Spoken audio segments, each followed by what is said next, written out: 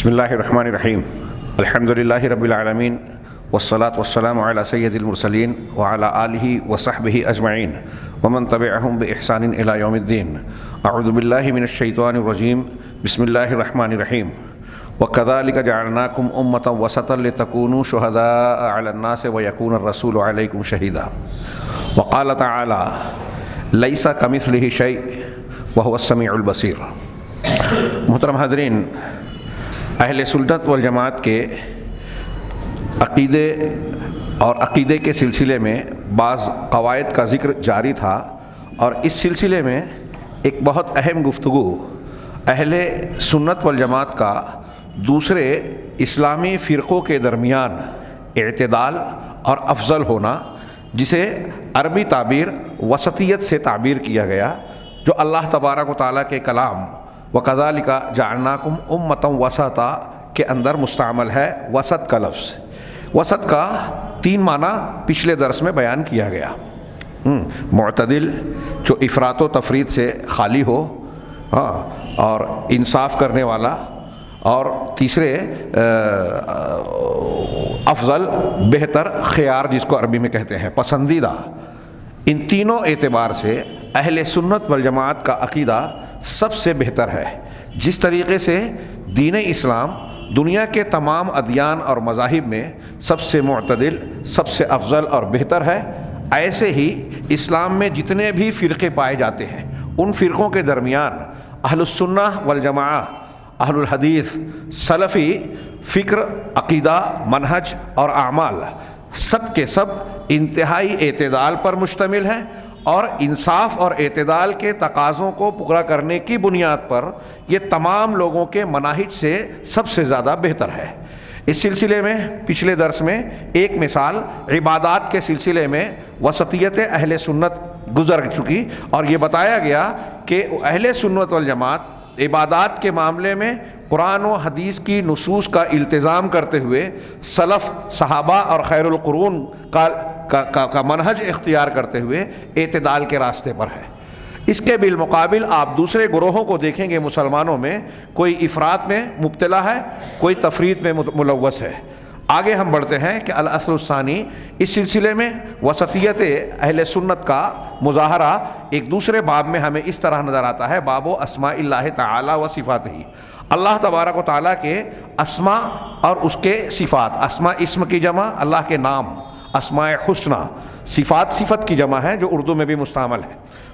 اللہ تعالیٰ کے اسماء حسنہ اور صفات علیہ جو قرآن و حدیث میں بیان کی گئی ہیں، اس باب میں اہل سنت والجماعت بعض گمراہ فرقوں، افراط اور تفریط کرنے والوں کے مقابل اعتدال اور توسط اختیار کیے ہوئے ہیں. تھوڑی سی تفصیل انہوں نے پیش کی. چنانچہ شیخ نورستانی حفظہ اللہ فرماتے ہیں کہ اہل سنت والجماعت نے اس باب میں، یعنی اللہ تعالیٰ کے اسماء و صفات کے باب میں، اس موضوع میں معطلہ اور ممثلہ کے درمیان توسط، درمیانی راستہ، اعتدال کا راستہ اختیار کیا.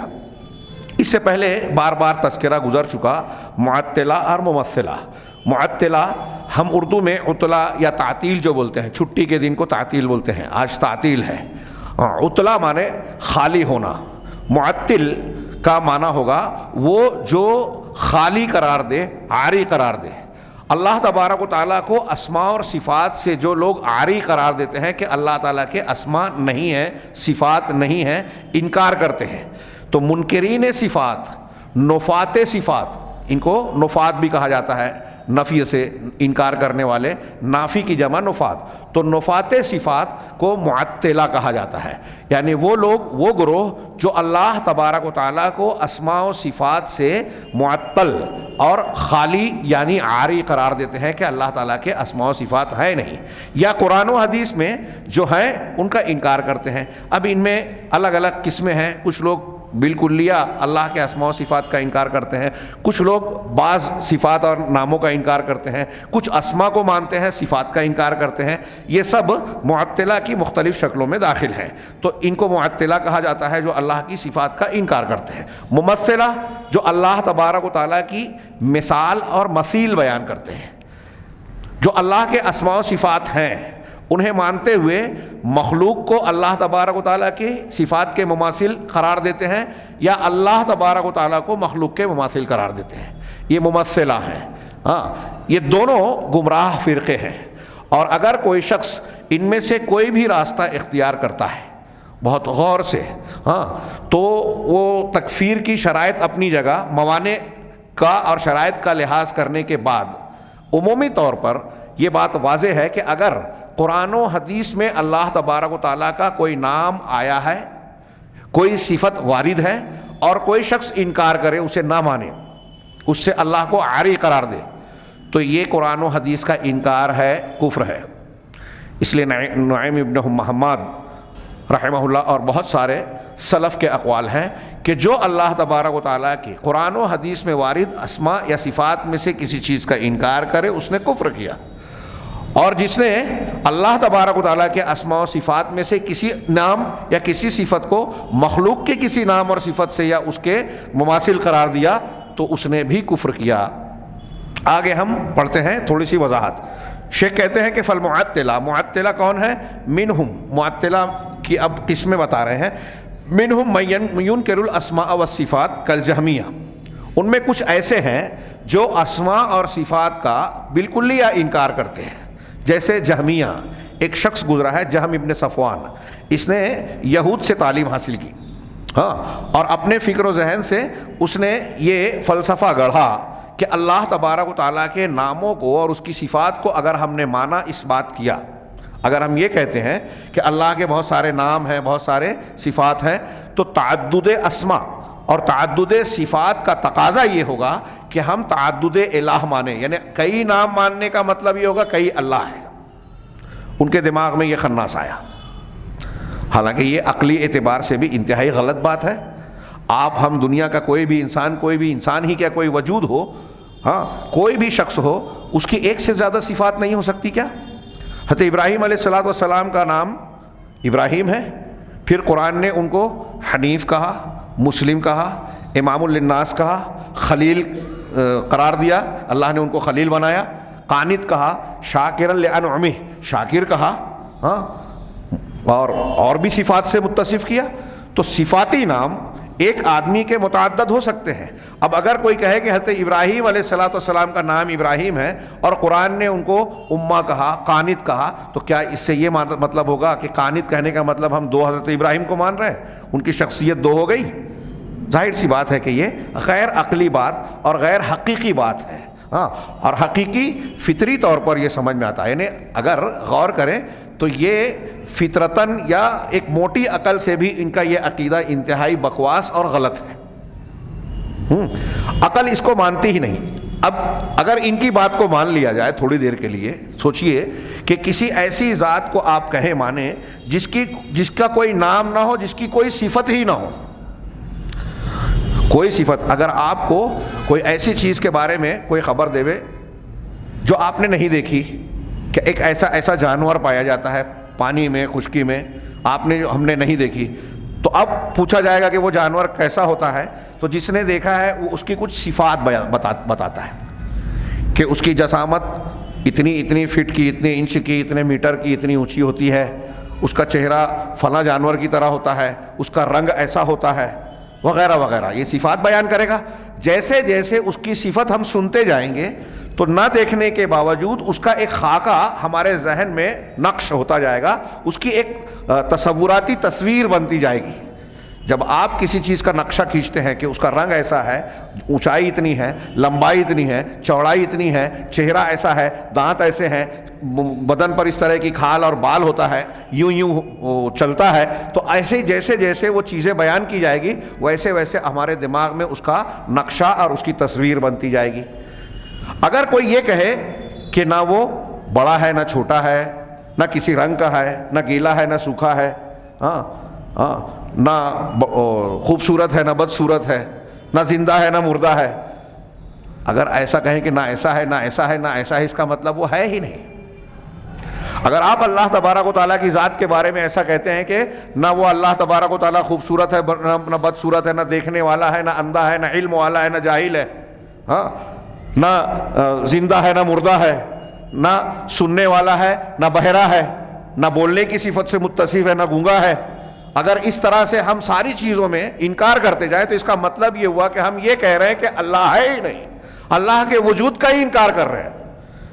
اگر کسی چیز کو آپ موجود مان رہے ہیں تو اس کا وجود اس بات کا تقاضا کرتا ہے کہ اس کی کچھ صفات ہوں، اور یہ انسان کی فطرت کا تقاضا ہے. اسماء و صفات کی باب میں جو کتاب کے شروع میں گزرا ہے ہم تفصیلی گفتگو کر چکے ہیں. یہ میری بات تھوڑی سی چھڑ گئی، میں چاہتا تھا کہ اختصار کے ساتھ ہی اس کا ذکر کروں، لیکن بعض حضرات ایسے بھی اس میں یہاں موجود ہیں جو شاید پہلے والے دروس میں موجود نہ ہوں، لہٰذا میں نے کچھ تھوڑی سی تفصیل بیان کی کہ جہمیہ کا یہ عقیدہ انتہائی لغو، انتہائی غیر عقلی، غیر فطری ہے، اور اس کو رد کرنے کی بھی ضرورت نہیں ہے. ہر شخص موٹی عقل والا بھی اس کو سمجھ سکتا ہے کہ یہ بکواس اور غلط ہے.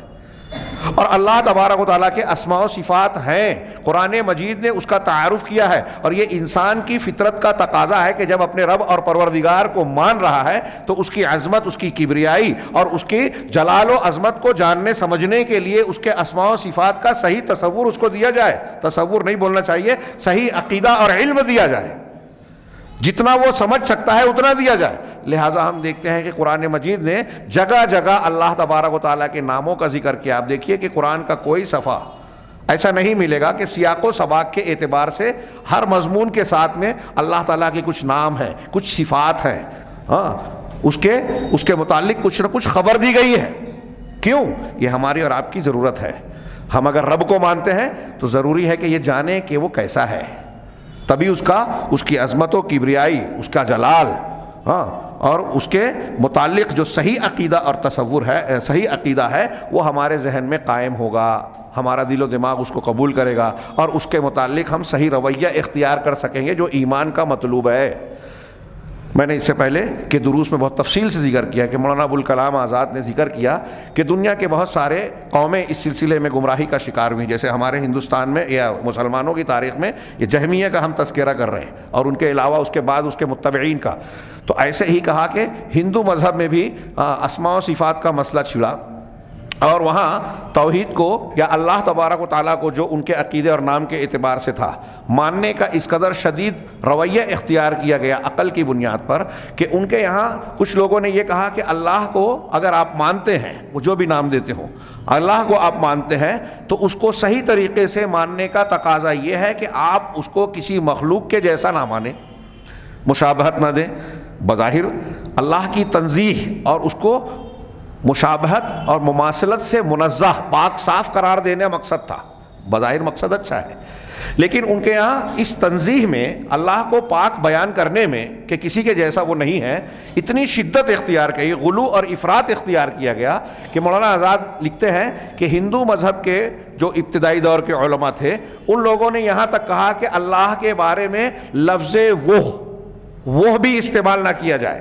ضمیر کے لیے ہم بولتے ہیں نا، وہ کھانا کھا رہا ہے، وہ یہ کر رہا ہے، وہ تو وہ کا لفظ جو ہے ضمیر، ہاں یہ بھی استعمال نہ کیا جائے. کیوں؟ انہوں نے کہا کہ اگر ہم اس کے لیے وہ کا لفظ استعمال کریں گے تو اس سے مشابہت لازم آئے گی، اور اللہ تبارک و تعالیٰ کی ذات سے متعلق جو لفظ وہ سنے گا اس کے ذہن و دماغ میں تشخص، اللہ کی شخصیت اور اللہ تبارک و تعالیٰ کا ایک تجسم تیار ہو جائے گا جو مشابہت کا تقاضا کرتا ہے، اور یہ چیز گمراہی ہے، لہٰذا وہ بھی نہ کہا جائے. مولانا آزاد نے کہا کہ انہوں نے یہ جو عقیدہ اختیار کیا وہ غیر فطری تھا.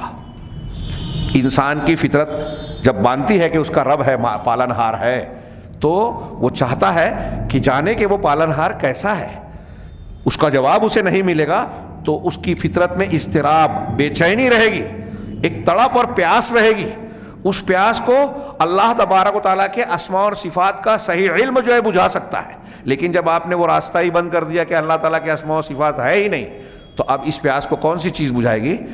تو مولانا آزاد نے لکھا کہ جب ان کے پنڈتوں نے، علماء نے یہ شدت، یہ غلو اور افراط اختیار کیا تو ان کے عوام اس بات پر مصر ہوئے کہ بتائیے ہمارا جو پالنہار ہے وہ کیسا ہے، ہاں جس کی ہم عبادت کرتے ہیں، جس کو رب مانتے ہیں. تو انہوں نے جب یہ دیکھا کہ بغیر اسماء اور صفات کے جو نفی کر رہے ہیں ان کو سمجھانا مشکل ہے، تو انہوں نے یہ کہا کہ ٹھیک ہے، تم کو جیسا سمجھ میں آتا ہے عوام ویسا مان لیں. خواص کے لیے الگ عقیدہ، عوام کے لیے الگ عقیدہ. یہی چیز صوفیوں کے آپ کو ملے گی، ہندوؤں کی. چنانچہ جب عوام کے دماغ پہ ڈالا کہ آپ جس طرح چاہتے ہیں اللہ کو اپنے پرماتما یا اللہ کو مان لیں، پرماتما ان کے لفظ کے اعتبار سے میں نے کہا، تو اگر آپ لوگ جیسا چاہتے ہیں مان لیں، تو انہوں نے، مولانا آزاد نے کہا کہ اس کا رد عمل یہ ہوا کہ جب ایک طرف اسماء و صفات کا کلی انکار کر دیا گیا، تو رد عمل میں جب اللہ کو ماننے کا نقشہ اور تصویر بنانے کے لیے انسان نے اپنے دماغ سے کوشش کی، تو شرک کی سب سے گھناؤنی شکل پیدا ہو گئی، اور وہ ہے مورتی پوجا۔ چنانچہ ہر کسی نے اپنے ذہن و دماغ سے رب العالمین کے لیے کچھ تصویر بنا لی اور مورتیاں بنا لی اور اس کی پوجا پاٹ شروع کر دی۔ اسماء و صفات کے انکار کرنے کا یہ رد عمل ہوا، اس افراط کا، اس شدت کا، غلو کا۔ خیر، یہ تفصیلات اپنے مقام پر گزری ہے، میں نے تھوڑی سی کچھ بیان کر دی تاکہ جو لوگ موجود نہیں تھے یا جو ماضی میں تھے ان کا تھوڑا سا تازہ ہو جائے۔ چنانچہ یہ انہوں نے بیان کیا کہ جہمیہ جو ہیں وہ بالکلیہ اللہ کے اسماء و صفات کا انکار کرتے ہیں۔ وَمِنْهُمْ مَن يُثْبِتُ الْأَسْمَاءَ وَيُنْكِرُ الصِّفَاتَ، ان معطلہ میں سے، معطلہ کا تعارف کرا رہے ہیں، معطلہ میں کچھ ایسے ہیں جو اللہ کے ناموں کا تو اقرار کرتے ہیں، اس کو ثابت مانتے ہیں جو قرآن و حدیث میں ہے، لیکن صفات کا انکار کرتے ہیں، کل معتزلہ، جیسے معتزلہ۔ ہاں، یہ کیا کہتے ہیں کہ اللہ کے نام تو ہیں جو قرآن و حدیث میں آئے ہیں، لیکن صفات نہیں ہیں، لہذا یہ لوگ کیا کہتے ہیں کہ اللہ علیم ہے لیکن علم نہیں ہے، علیم ہے بغیر علم کے، قدیر ہے بغیر قدرت کے، حی ہے بغیر حیات کے، سمیع ہے بغیر سمع کے، بصیر ہے بغیر بصارت اور بصیرت کے، بغیر بصارت کے، بغیر نگاہ کے، دیکھنے کے۔ کیا یہ عقل میں آتی ہے بات؟ علیم ہے، علم نہیں ہے، یعنی جاہل ہے؟ تو کہتے ہیں کہ نہیں، ہم یہ کہتے ہیں کہ جاہل نہیں ہے۔ خیر، اس کا سوال جواب اس سے پہلے گزر چکا ہے، میں اگر اس تفصیل میں جاؤں تو وقت بہت کم پڑ جائے گا، یہ باب بڑا وسیع ہے اور اس میں گفتگو کے بہت سارے پہلو ہیں۔ ہاں، تو معتزلہ یہ ایک گروہ گزرا ہے۔ یہاں کچھ علماء نے یہ بات لکھی کہ جب جہمیہ نے، جہم ابن صفوان کے ماننے والوں نے اللہ تعالیٰ کے اسماء و صفات کا بالکلیہ انکار کیا، تو اس زمانے کے علماء حق نے ان کا بھرپور جو ہے محاسبہ کیا، رد کیا، قرآن و حدیث کی دلیلوں سے ان کی دلیلوں کو بے حیثیت قرار دیا کہ تمہاری بات بالکل غلط ہے۔ جب جہمیہ کے ماننے والے اور ان کے فلسفے سے متاثر لوگوں نے دیکھا کہ ان کی یہ فکر جو ہے غلط ہے جہمیہ کی، تو ان لوگوں نے جہمیہ کا جو تمام اسماء اور تمام صفات کا انکار کرنے والا منہج تھا اس میں تبدیلی لائی اور یہ کہا کہ ٹھیک ہے، ہم اسماء مانتے ہیں، صفات کا انکار کرتے ہیں۔ اب جب ان کا بھرپور رد ہوا تو اب اس سے کچھ اور لوگ آگے بڑھے، ہاں، اور اشاعرہ پیدا ہوئے۔ ہاں، ابھی یہاں میں بتا دوں کہ آج ہمارے ہندوستان میں، یہ میں بار بار ذکر کرتا ہوں، حنفی مسلک کے ماننے والے جو ہے دیوبند کے بڑے کبار علماء، ان لوگوں نے یہ صاف صاف بیان کیا ہے، کتابوں میں لکھا ہے، تقریروں میں کہا ہے کہ ہم کلامن یعنی عقیدے میں اشعری اور ماتوریدی ہیں۔ اچھی طریقے سے ذہن نشین رکھیں، یہ جو احکام و مسائل کے اختلاف ہیں یہ کوئی خاص اتنا عقیدے کے مقابلے میں اتنی حیثیت نہیں، خاص طور سے اگر ادلہ ہیں، دلائل نہیں ہے تو پھر اس کی بھی حیثیت نہیں ہے، زبردستی مسلک کی بات مان کے حدیثوں کا رد کرنا۔ لیکن وہ جب یہ کہتے ہیں کہ ہم اشعری ماتوریدی ہیں تو یہ بات اچھی طریقے سے ذہن نشین کی کر لیجئے کہ وہ اہل سنت والجماعت کے عقیدے اور منہج پر نہیں ہے، وہ خود کہہ رہے ہیں، ہم الزام نہیں لگا رہے ہیں، وہ خود کہہ رہے ہیں۔ لیکن جب آپ ان پر اٹیک کریں گے، ان سے سوال کریں گے، تو ان کے بعض علماء یہ کہتے ہیں کہ اشاعرہ ماتوریدیہ اور اہل سنت والجماعت میں عقیدے کا کوئی خاص فرق نہیں ہے۔ اگر فرق نہیں ہے تو پھر الگ سے عقیدہ اختیار کرنے کی ضرورت کیا ہے؟ سوال نمبر 1۔ دوسرا یہ کہ یہ غلط ہے، جھوٹ ہے۔ ہاں، یہ بہت بڑا علمی اعتبار سے ایک فریب اور دھوکہ علمی دنیا میں چلا کہ اہل سنت والجماعت کے اصولوں، منہج اور طریقہ کار صحابہ اور تابعین کے طریقے سے ہٹ جانے والے بہت سارے گروہ ایسے ہیں آج ہمارے گرد و پیش میں بھی، جو اپنے آپ کو اہل سنہ والجماعہ کہتے ہیں، ہاں، اہل الحدیث تک کہہ دیتے ہیں، لیکن وہ اہل السنہ والجماعہ اور اہل الحدیث کے طریقے سے ہٹے ہوئے ہیں۔ اہل السنہ وہ جو سنت کے طریقے پہ ہے، اہل الجماعہ وہ جو صحابہ اور تابعین کے طریقے پہ ہے۔ جب آپ بدعت اختیار کر گئے، قرآن و حدیث سے ہٹ گئے، آپ نے صحابہ کرام کی طرح قرآن و حدیث کو نہیں مانا کسی بھی باب میں، عقائد میں، اعمال میں، تو آپ اہل سنت کہاں رہے؟ اہل بدعت ہو گئے۔ آپ اہل جماعت کہاں رہے؟ صحابہ کے منہج سے ہٹ گئے۔ ہاں، تو اشعریت اور ماتریدیت، کلابیت، ایسے کئی نام ہیں، یہ جو ہمارے یہاں اختیار کی گئی ہے، یہ اہل سنت والجماعت سے کئی امور میں بنیادی قسم کا اختلاف رکھتے ہیں، فروعی قسم کا نہیں۔ آمین، رفع الیدین اور یہ جو اس قسم کے معاملات ہیں سنت مستحب کے اور احکام کے، اس کے بالمقابل عقائد کا اختلاف رکھتے ہیں۔ ان میں کچھ ایسے ہیں جو کہتے ہیں کہ اللہ تعالیٰ عرش پر نہیں ہے، ہر جگہ ہے، ہمارے یہاں کامن بات ہے یہ اللہ تبارک و تعالیٰ کی صفت کا جو قرآن و حدیث کی بے شمار بہت ساری، علامہ ابن قیم اور علامہ ابن ابی العز وغیرہ نے لکھا کہ کم و بیش 1000 دلیلوں سے یہ ثابت ہوتا ہے کہ اللہ عرش پر مستوی ہے۔ کتنی؟ کم سے کم 1000 دلیلیں، 1000 دلیلوں سے ثابت ہوتا ہے۔ اور پھر انہوں نے علامہ ابن ابی العز نے شرح العقیدۃ الطحاویہ میں لکھا کہ جو لوگ اللہ کے عرش پر ہونے کا انکار کرتے ہیں وہ ان 1000 دلیلوں میں سے چند کا بھی اطمینان بخش جواب نہیں دے سکتے تو سب کا کیا دیں گے؟ قرآن سے ثابت ہوتا ہے، حدیث سے ثابت ہوتا ہے، اجماع سے ثابت ہوتا ہے، عقل سے ثابت ہوتا ہے، قیاس سے ثابت ہوتا ہے، ذوق سے ثابت ہوتا ہے، فطرت سے ثابت ہوتا ہے کہ اللہ عرش پر ہے، اوپر ہے۔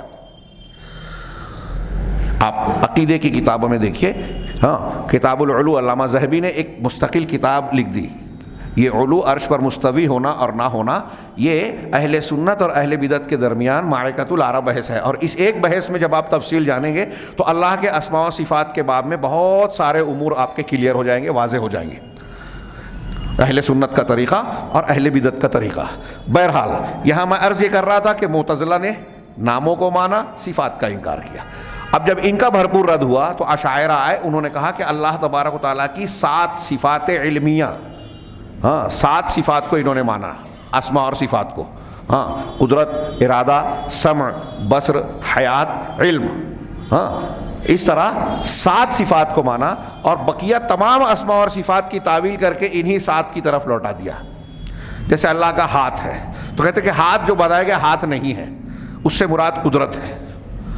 معتزلہ بھی یہی کہتے ہیں، انکار ہی کرتے ہیں وہ صفات کا، اور اشاعرہ بھی ایسے، تو ہاتھ کا انکار کر کے تعویل فاسد کرتے ہیں، اور یہ جو 7 کو مانا اسی کی طرف اس کو پلٹاتے ہیں۔ بہت غور سے سنیے، اور یہاں ایک بات پھر مزید وضاحت کر دوں کہ یہ جو نام میں لے رہا ہوں، معطلہ کی جو تعریف کرتے ہوئے ان میں کئی گروہوں کو بتایا، جہمیہ، معتزلہ، اشاعرہ، کلابیہ، ہاں، اور پھر اور بھی اور کچھ فرقے ہیں، تو ان لوگوں کے نام سے آج ہمارے پاس اگر مسلمانوں میں نہیں ہے تو ہمارے سننے والے یا کچھ لوگ سوچتے ہیں کہ مولانا یا یہ جو مسئلہ بیان کر رہے ہیں یہ تو ایسی چیز ہے کہ آج ہمارے گرد و پیش میں نہیں ہے، یہ نام نہیں ہے لیکن ان کا یہ عقیدہ آج ہمارے گرد و پیش میں ہے۔ اسی لیے میں نے بتایا کہ ہمارے یہاں یہ صاف صاف کہتے ہیں احناف کے، ہندوستان پاکستان کے، کہ ہم عقیدے میں اشعری ماتریدی ہیں، ماتریدیہ ایک فرقہ ہے، اور معتزلہ کے افکار، خوارج کے افکار بعض حیثیت سے وہ بھی آج ہمارے مسلمانوں میں موجود ہیں۔ معتزلہ کا جو اصول ہے کہ عقل کو نقل پر ترجیح دی جائے، آج ہمارے یہاں عقلانیین، منکرین حدیث اور جیسے کچھ شخصی طور پہ اور ان کے ماننے والے جیسے جماعت اسلامی کے شیخ ابو العلا مودودی رحمہ اللہ اور ان کے ماننے والے، ان کی کتابوں اور ان کا جو اصول ان کی تحریروں سے نکلتا ہے، اس میں معتزلہ کا اعتزال آپ کو نظر آئے گا، عقلیت پسندی نظر آئے گی۔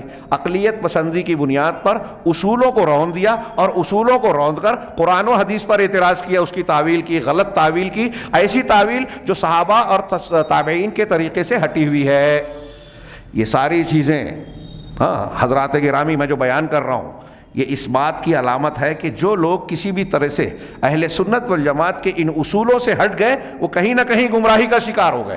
آج اگر کوئی شخص یہ چاہتا ہے کہ جنت کے راستے پر چلے، اللہ تبارک و تعالیٰ کی نزدیکی اور قربت حاصل کرے، تو وہ ان اصولوں کی روشنی میں یہ دیکھ سکتا ہے کہ کون سے فرقے غلط ہیں، کن لوگوں نے صحیح منہج سے ہٹ کر کچھ نئی باتوں کو اختیار کر لیا اور صراط مستقیم سے ہٹ کر دوسرے راستوں پر جا کے ان لوگوں میں اپنے آپ کو شامل کر لیا جو جہنم میں جانے والے ہیں۔ اللہ تعالیٰ سارے مسلمانوں کو ہدایت اور صحیح توفیق عطا فرمائے۔ یہ ان اصولوں کی بنیاد پر، اور یہ بہت کچھ ایسی بات نہیں ہے کہ لوگوں کی سمجھ میں نہ آئے، پیچیدہ ہے، الجھن ہے، سمجھ میں نہیں آتا۔ علماء کرام تو ہر ایک عالم جو ہے اپنے اپنے مسلک کو صحیح بیان کرتا ہے، کرتے ہوں گے، لیکن اللہ تبارک و تعالیٰ نے اور رسول اللہ صلی اللہ علیہ وسلم نے صحابہ کرام اور قرآن و حدیث کی شکل میں جو علم اور دین ہم کو دیا ہے وہ بالکل صاف، واضح، سادہ، اور اس میں حق جو ہے اس کی رات بھی دن کی طرح روشن ہے۔ اب اگر کوئی گمراہ ہو رہا ہے تو یہ دین کا، دلیل کا واضح نہ ہونا اس کی وجہ نہیں ہے، یہ اس کی حماقت ہے، اس کی کوشش نہ کرنا ہے، اس کا حق کو قبول کرنے کی توفیق سے محروم رہنا ہے۔ اس کا الزام قرآن حدیث پہ نہ دیوے، اس کا الزام اس طرح نہ دیوے کہ قرآن حدیث اور حق مسلک جو ہے سمجھ میں نہیں آتا، اس میں کوئی قصور نہیں ہے۔ سمجھ میں نہیں آتا اس کا مطلب یہ کہ آپ سمجھنا نہیں چاہتے، سمجھنے کا جو طریقہ ہے آپ اسے اختیار کرنا نہیں چاہتے، سمجھ جانے کے بعد آپ اس پر عمل کرنا نہیں چاہتے، تو آپ کو خود جب اپنی آخرت کی جنت سے کے حصول اور جہنم سے بچنے کی فکر نہیں ہے تو کوئی زبردستی کیا کرے؟ آپ اپنے آپ کو تسلی دینے کے لیے کچھ بھی عذر تراش لیں کہ میری سمجھ میں نہیں آتا، یا حق بات جو ہے گنجلک ہے، اختلاف اتنے ہیں، کیسے صحیح بات کو سمجھیں، یہ سب آپ کا اپنا فریب ہے، دھوکہ ہے۔ یہ بہت واضح انداز میں، بہت ذمہ داری کے ساتھ میں عرض کر رہا ہوں۔ تو جہمیہ کے بعد معتزلہ ہے، معتزلہ کے بعد وَمِنْهُمْ مَن يُثْبِتُ بَعْضَ الصِّفَاتِ وَيُنْكِرُ أَكْثَرَهَا، اور ان میں سے معطلہ میں کچھ ایسے بھی ہیں جو اللہ تعالیٰ کی بعض صفات کا اس بات کرتے ہیں، بعض صفات کو مانتے ہیں، کچھ صفات کو، وَيُنْكِرُ أَكْثَرَهَا، اور اکثر صفات کا انکار کر دیتے ہیں۔ جیسے مثال کے طور پہ میں نے ابھی اشاعرہ کا مسلک بیان کیا، تو آگے یہ کہہ رہے ہیں، نام نہیں لیا، كَبَقِيَّةِ الْفِرَقِ الْكَلَامِيَّةِ، جیسے باقی کلامی فرقوں کا معاملہ ہے۔ کلامی علم کلام عقیدے کو کہتے ہیں، اور یہ بھی ایک بہت عجوبہ کاری ہے۔ کلام ہم اردو میں جو بولتے ہیں کلام کس کو، جو بات چیت کو، علم کلام اللہ تبارک، اور کس کو علم کلام کہتے ہیں؟ اللہ تبارک و تعالیٰ کی ذات اور صفات سے جو علم بحث کرتا ہے عقیدے اور توحید سے متعلق۔ اور عقیدے اور توحید کا باب ایسا ہے کہ قرآن و حدیث میں جو آیا اتنا مانا جائے، اس سے زیادہ کلام نہ کیا جائے، تو جس میں کلام نہیں کرنا چاہیے اس کا نام ہی کلام رکھ دیا۔ اور کن لوگوں نے رکھا، یہ وہ جو فلسفہ اور منطق کو، یونانی فلسفہ، منطق اور عقل کو بنیاد مانتے ہیں۔ خیر، یہ ایک اصطلاح کے طور پر استعمال ہو گیا۔ تو یہ جو کلامی فرقے ہیں، عقلیت پسندی کی بنیاد پر جن لوگوں نے اپنے کچھ اصول بنائے، اور ان اصولوں کی بنیاد پر قرآن و حدیث اور اللہ تعالیٰ کے اسماء و صفات کو ماننے نہ ماننے کا منہج اور طریقہ اختیار کیا، وہ فرقے کلامی فرقے کہلاتے ہیں۔ وعمدۃ الجمیع، شیخ نے آگے خود وضاحت کی کہ وعمدۃ الجمیع الاعتماد علی عقولہم القاصرہ التی حکموها علی النصوص، ان جتنے بھی یہ کلامی فرقے ہیں گمراہ ہونے والے اللہ کے اسماء و صفات کے باب میں، ان تمام کا اعتماد، ان کی بنیاد کیا ہے؟ ان تمام کا اعتماد جو ہے اپنی کوتاہ اور قاصر عقل پر انہوں نے رکھا، جسے انہوں نے نصوص پر حکم بنایا۔ یعنی قرآن و حدیث کو نصوص کہہ رہے ہیں، قرآن و حدیث کے جو مضامین ہیں اس کو ماننے نہ ماننے کے لیے اپنی عقل کو فیصل بنایا، حکم بنایا کہ عقل جو مانے گی، عقل جو قبول کرے گی اسے مانیں گے، جو نہیں قبول کرے گی اسے رد کر دیں گے، تعویل کریں گے، اور اس کے تعلق سے مختلف روش اختیار کرتے ہیں۔ ماننے والا سمعنا واطعنا، ہم نے سن لیا اور مان لیا والی روش اختیار نہیں کریں گے۔ تو جتنے بھی یہ کلامی فرقے گمراہی کا شکار ہوئے، ان سب نے اپنی کوتاہ عقل کو بنیاد بنایا، فیصل بنایا، اور اس کی بنیاد پر قرآن و حدیث کو سمجھنے اور ماننے نہ ماننے کی کب کی بنیاد رکھی۔ وَلَيْسَ هُوَ التَّنزِيهُ وَاعْتَبَرُوا ذَلِكَ تَنزِيهًا، یہ ان لوگوں نے کیوں کیا؟ ہم اگر ان کی نیت کو دیکھیں کہ صحیح ہے تو ان کی نیت بظاہر غلط نہیں ہے، وہ اللہ تبارک و تعالیٰ کو منزہ، پاک قرار دینا چاہتے ہیں۔ چنانچہ وہ کہتے ہیں کہ ہم عقل کی بنیاد پر جو ان اسماء و صفات کا انکار کر رہے ہیں یا تعویل کر رہے ہیں، تو کیوں کر رہے ہیں؟ اس کا انہوں نے یہ شمار کیا کہ یہ اللہ کی تنزیہ ہے، پاکی بیان کرنا ہے کہ اللہ مخلوق کی طرح نہیں ہے۔ اب اللہ کو بولیں گے سننے والا ہے تو یہ مخلوق کی طرح ہو گیا، لہذا ہم اللہ کو مخلوق کی طرح قرار نہیں دینا چاہتے۔ یہ ان کی غلط فہمی تھی کہ اللہ کو سننے والا کہا تو اللہ مخلوق کی طرح ہو جائے گا۔ یہ بات واضح ہے۔ جب آپ یہ مانتے ہو کہ اللہ ہے، ہم بھی ہیں، ہمارا ہونا اور اللہ کا ہونا دونوں ایک جیسا ہے کیا؟ سوال کر رہا ہوں آپ لوگوں سے، نہیں ہے۔ اللہ ہے، بذات خود ہے، ہم ہیں بذات خود ہیں اللہ کے بنانے سے بنے ہیں، پیدا کرنے سے پیدا ہوئے ہیں، ہے نا؟ تو ہم خود سے مخلوق نہیں، خود سے نہیں ہے. ہماری صفات، ہمارا وجود، ہماری زندگی، ہمارا دیکھنا سننا، زندگی کا ایک ایک سانس لینا، سب اللہ تبارک و تعالیٰ کے رحم و کرم پر ہے، اس کے احسانات اور انعام کے طور پر ہے. اگر وہ نہ چاہے تو ایک سانس نہیں لے سکتے، زندہ نہیں رہ سکتے. ہم پہلے نہیں تھے، اب ہیں، مر جائیں گے تب نہیں رہیں گے. اللہ ہمیشہ سے ہے، ابھی بھی ہے اور ہمیشہ رہے گا.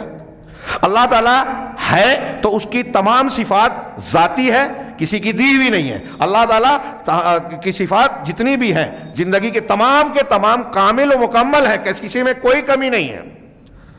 ہم دیکھتے ہیں، اللہ بھی دیکھتا ہے، دونوں کا دیکھنا ایک جیسا ہے. میں اس طرف دیکھ رہا ہوں تو ادھر نہیں دیکھ رہا ہوں، دیوار کے پیچھے نہیں دیکھ رہا ہوں، ہوا میں موجود ذرات کو نہیں دیکھ رہا ہوں، دور کی چیز کو نہیں دیکھ رہا ہوں، دیوار کے پیچھے اور آڑ کی باتیں نہیں دیکھ رہا ہوں، اپنے پیچھے نہیں دیکھ سکتا. میدان میں بھی کھلے میں ہوں، آسمان کی طرف دیکھوں تو آسمان کا جو اصلی رنگ ہے وہ نظر نہیں آتا. ستارہ کتنا بڑا ہے اور کتنا چھوٹا دکھائی دیتا ہے. ہاں، دنیا سے بڑے، سورج سے کئی کروڑ گنا بڑے، لیکن وہ ہمیں نقطے کی طرح دکھائی دے رہے ہیں. بہت سے تو دکھائی بھی نہیں دے رہے ہیں. دور سے کوئی چیز دیکھتے ہیں تو ہم کو لگتا ہے آ رہی ہے جبکہ وہ جا رہی ہے. ہاں، دھوپ میں ہمیں سراب نظر آتا ہے، قریب جاتے ہیں دور سے لگتا ہے پانی ہے، وہاں گیا کچھ نہیں ہے، ہے نا؟ دیکھنے کا فرق. ٹھیک ہے، میں اس طرح دیکھ رہا ہوں، میری آنکھ کی دیکھنے کی ایک طاقت ہے. اب گدھ کی آنکھ ہے، ہاں، سانپ کی آنکھ ہے، چمگادڑ کی آنکھ ہے، الو کی آنکھ ہے، گھوڑے کی، شیر کی، بہت سارے جانوروں کی آنکھیں ہیں. وہ بھی دیکھتے ہیں، ہم بھی دیکھتے ہیں. ان کا دیکھنا ہمارا دیکھنا ایک جیسا ہے کیا؟ گدھ کی نظر کتنی تیز ہوتی ہے، الو کی کتنی کمزور ہوتی ہے، وہ دن میں نہیں دیکھ سکتا. ہاں، کچھ ایسے ہیں جو رات میں بھی دیکھتے ہیں، دن میں بھی دیکھتے ہیں. تو مخلوق کی آنکھ کا دیکھنے کا اتنا فرق ہے تو خالق اور مخلوق کا کتنا فرق ہوگا. ہمارا دیکھنا ایک خاص فاصلے تک ہے، خاص جسامت کو دیکھ سکتا ہے. اگر ایک خاص جسامت، یہاں ہوا میں ذرات ہیں، ابھی ہم خوردبین لگائیں تو بہت سارے ذرات نظر آئیں گے. سورج کی شعاع آئے تو کچھ ذرات اڑتے ہیں لیکن ابھی نہیں دکھ رہے ہیں. اللہ تبارک و تعالیٰ کائنات کی ہر چیز کو ہر وقت دیکھ رہا ہے. ذرے اور ذرے سے لاکھ گنا چھوٹا کوئی معاملہ ہو وہ بھی دیکھ رہا ہے. سمندر کی تہ میں بھی ہو، چٹان کے اندر ہو، آسمانوں میں ہو، ہمارے جسم کے اندر ہو، درختوں کی جڑوں کے، ان کے بالوں کے اندر ہو، ہر چیز کو ہر وقت دیکھ رہا ہے. کوئی ایک ذرہ برابر چیز اللہ کی نگاہ سے ایک لمحے کے لیے اجل نہیں ہوتی. ایک چیز ایک لمحے کے لیے. تو دیکھنا ایک جیسا ہوا کیا؟ ہاں، میں نے اس میں 2-3 چیزیں بیان کر دی. مخلوق کا دیکھنا اتنا فرق رکھتا ہے تو خالق مخلوق کا کتنا رکھے گا. تو بہرحال ہاں، یہ جو کہہ رہے ہیں کہ اگر اللہ تبارک و تعالیٰ، ہماری عقل یہ کہتی ہے کہ اللہ تبارک و تعالیٰ کو اگر ہم نے اسماء و صفات جو قرآن و حدیث میں اس کو مان لیا تو اس سے اللہ تبارک و تعالیٰ کی مماثلت لازم آئے گی. اور اللہ کی تنزیہ اور پاکی کا تقاضا یہ ہے کہ اس کو مماثلت اور مشابہت نہ دی جائے. لہٰذا مماثلت سے انکار کرنے کے لیے اللہ کی صفات کا انکار کر دیا، اس کی تعویل کر دیا اور عقل کو بنیاد بنایا. لیکن حقیقت میں اگر غور کریں تو عقل کے نام پہ انہوں نے بے عقلی اختیار کی. ابھی جو کچھ میں نے بیان کیا بہت اختصار کے ساتھ کہ مخلوق کی ایک ہی صفات ایک جیسی نہیں ہے تو خالق مخلوق کی، یہ عقل میں آ رہی ہے کہ نہیں بات؟ اگر عقل کے اعتبار سے بھی صحیح ڈھنگ سے وہ غور کرتے تو یہ اس گمراہی میں نہ پڑتے. دوسرے، خالق اور مخلوق میں جب مشابہت ہی نہیں ہے تو آپ اللہ تبارک و تعالیٰ کی صفات جو قرآن و حدیث میں بیان کی گئی ہے اس کو مخلوق کی صفات پر کیوں سمجھ رہے ہیں؟ جب سب سے پہلے آپ دیکھ رہے ہیں کہ اللہ کے سمیع ہونے کا معنی سننے والا، ہمارے سمیع ہونے کا معنی سننے والا، تو آپ دونوں کا معنی ایک ہی جب سمجھ رہے ہیں اور مشابہت سمجھ رہے ہیں تو سب سے پہلے آپ نے اپنے دماغ میں اللہ کو مخلوق سے تشبیہ دی. ہم یہ کہہ رہے ہیں کہ اللہ بھی سننے والا ہے، بندہ بھی سننے والا ہے، لیکن اللہ کا سننا الگ، بندے کا سننا الگ. وہ اس کے ساتھ خاص ہے، یہ اس کے ساتھ خاص ہے. دونوں میں کوئی مماثلت اور مشابہت نہیں ہے. تو پہلے ہی مرحلے میں آپ مشابہت دماغ میں دے رہے ہو، اس لیے آپ صفات کا انکار کر رہے ہو، اس لیے آپ عقل کو حکم بنا کے غلطی کا ارتکاب کر رہے ہو. لہٰذا عقل نے ٹھوکر کھائی. صحیح طریقہ یہی ہے کہ نصوص قرآن و حدیث پر ایمان رکھا جائے اور قرآن و حدیث نے جو جیسے بیان کیا ہے ویسے مان لیا جائے. تو یہ کہہ رہے ہیں کہ جب انہوں نے عقل کو بنیاد بنا کر اپنا کلامی اصول بنایا اور اس بنیاد پر الگ الگ فرقے اور منہج اختیار کیا تو اس کو تنزیہ کا نام دیا. وَلَيْسَ هُوَ مِنَ التَّنزِيهِ فِي شَيْءٍ، جبکہ تنزیہ میں اس کا کوئی حصہ نہیں ہے. یہ تنزیہ نہیں ہے، یہ اللہ کی پاکی نہیں ہے. ایک یہ معطلہ کا تعارف ہوا. جو اللہ کی صفات کا انکار کرتے ہیں. اب اس میں سے کچھ ایسے ہیں جو اللہ کو عرش پر نہیں مانتے ہمارے گرد و پیش میں، کچھ ایسے ہیں جو اللہ تعالیٰ کی اور کچھ صفات کی تعویل اور تشریح انکار کرتے ہیں. آگے ممثلہ، یہ ہے معطلہ تھے، اور یہ تعطیل آج ہمارے یہاں ہمارے گرد و پیش میں پائی جاتی ہے اہل الحدیث کے علاوہ. ہاں دیکھیے، جب مسلمان اہل الحدیث اہل حق کو، آج کل کچھ لوگ اعتراض کرتے ہیں اہل حدیث کا نام، میں 2 جملے میں کہوں کہ اس وقت کسی خطاب میں انشاءاللہ اس پہ تفصیلی بات کریں گے کہ یہ اہل حدیث تھے، یہ مسلمان تھے. جب کوئی فرقہ بدعتی نہیں تھا تو مسلمان نام کے علاوہ کسی نام کی ضرورت نہیں تھی. جب بدعتی فرقے پیدا ہو گئے تو ہمارے سلف کے یہاں ملتا ہے کہ اب ہم چاہتے ہیں کہ روایتیں بیان کرنے والوں کا نام لو، جیسے علامہ ابن سیرین کے اور دوسرے لوگوں کے اقوال ہیں، سمو لنا رجالکم، ہاں اپنے روایت کرنے والے افراد کا نام لو تاکہ ہم یہ جان سکیں کہ کون اہل سنت ہے اور کون اہل بدعت ہے. تو اب دیکھیے کہ مسلمان میں کچھ لوگوں نے جب بدعت اختیار کی تو سلف کو یہ ضرورت پیش آئی کہ اہل بدعت کو الگ کرنے کے لیے صحیح مسلمانوں کے لیے اہل سنت کی اصطلاح استعمال کی، اور یہ قرآن و حدیث سے اختیار کی تھی. ہاں ما انا علیہ الیوم واصحابی، جس پر میں اور میرے صحابہ ہیں تو جس پر میں ہوں وہ سنت ہے. اب جب اور آگے چلے اور کچھ لوگوں نے نئے طریقے اختیار کیے تو لوگوں نے اہل السنہ والجماعہ کا لقب اختیار کیا، صفت اختیار کی، تاکہ اہل باطل سے اہل حق کو الگ کیا جائے کہ وہ لوگ جو سنت کا طریقہ اختیار کرتے ہیں اور وہ لوگ جو قرآن و حدیث کو صحابہ کے طریقے پہ اختیار کرتے ہیں. اور یہ معاملہ جب اور آگے بڑھتا گیا، تفصیل میں بعد میں بیان کروں گا انشاءاللہ، بعض علماء نے اس پر کتاب لکھی ہے، عرب علماء نے، کہ آج کے زمانے میں کچھ لوگ ایسے ہیں جو اپنے آپ کو اہل السنہ اور اہل الحدیث جیسا لقب استعمال، آج کچھ ایسے بھی ہیں عالم اسلام میں جو غلط فکر کو اختیار کرتے ہیں، جیسے غلط جہاد کی غلط تشریح کر رہے ہیں، تشدد اختیار کر رہے ہیں، لیکن وہ بھی اپنے آپ کو اہل الحدیث کہتے ہیں. ہندوستان، آپ کو عرب دنیا میں خاص طور سے سعودی میں بہت سارے اخوانی ملیں گے جو یہ کہتے ہیں کہ ہم اہل حدیث ہیں، ہم بھی اہل الحدیث ہیں. تو عرب علماء نے لکھا کہ اب اہل الحدیث کہلانے والے کچھ لوگوں میں جو کئی اعتبار سے دوسرے اہل حدیثوں سے متفق ہیں، بعض معاملات میں الگ روش اختیار کر لی، تو ان کی تمیز کرنے کے لیے اب جو تعبیر استعمال کی جاتی ہے سلفی. یہ سلف کون ہے؟ خیر الناس قرنی ثم الذین یلونہم ثم الذین یلونہم، سب سے بہتر زمانہ میرا، پھر وہ جو میرے بعد، پھر وہ جو ان کے بعد. تو یہ جو پہلے زمانے کے خیر ہیں یہ اس امت کے سلف ہیں. اللہ کے رسول نے صفات بیان کی کہ اہل حق کی صفات یہ ہوگی کہ وہ اس دور کے لوگوں کے منہج اور طریقے اور عقیدے پر ہوں گے. تو اب یہ سلف ہیں اور ان کے طریقے پہ چلنے والا سلفی ہے. کچھ لوگ اعتراض کرتے ہیں نا کہ یہ فرقہ ہے، یہ فرقہ نہیں ہے. فرقہ شخصیات کی طرف، شہروں کی طرف نسبت کرتا ہے. اہل الحدیث نے، سلفیوں نے، اہل الاثر بھی کہلاتے ہیں، ان کو غربا بھی کہا جاتا ہے بدل اسلام و غریبہ والی حدیث کے تحت میں.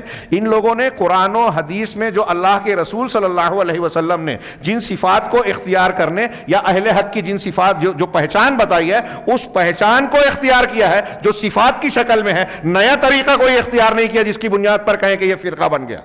یہ تو صراط مستقیم پر ہے، اور اس صراط مستقیم کی جو صفات، جو نشانیاں، جو علامتیں قرآن و حدیث نے بیان کی، اس کو تعبیر کرنے کے لیے اہل السنہ والجماعہ، اہل الحدیث، اہل الاثر، ہاں غربا یا پھر سلفی کا لفظ استعمال کیا اچھی طرح سے. تو جیسے یہ اہل بدعت ہیں، ان لوگوں نے مختلف ادوار میں الگ الگ نام اختیار کیے، الگ الگ اصول اختیار کیے. یہ نام بھی بدعت تھے، یہ اصول بھی قرآن و حدیث کی بتائی ہوئی صفات سے الگ طریقہ تھا. لہذا یہ دھیان میں رہے اہل سنت والجماعت کی وسطیت کے باب میں، ہاں کہ ایک تو معطلہ جو اللہ کے اسماء و صفات کا انکار کرتے ہیں کلی طور سے، جزوی طور سے، چاہے جس طریقے سے، وہ معطلہ ہے. نمبر 2 والممثلہ، ذرا پانی دیجیے. ممثلہ وہ لوگ ہیں ہاں یضربون للہ تعالی الامثال، جو اللہ تبارک و تعالیٰ کے لیے مثالیں بیان کرتے ہیں. وَيَدَّعُونَ أَنَّ صِفَاتِ اللَّهِ تَعَالَى تُمَاثِلُ صِفَاتِ الْمَخْلُوق، اور یہ دعویٰ کرتے ہیں کہ اللہ تبارک و تعالیٰ کی صفات مخلوقین کی صفات کے مماثل ہیں. کأن یقول، جیسے کہ یہ کہتے ہیں ید اللہ تعالیٰ کا یدی، کہ اللہ تبارک و تعالیٰ کا ہاتھ میرے ہاتھ کی طرح ہے. یہ ممثلہ کے سمجھانے کی مثال بیان کر رہے ہیں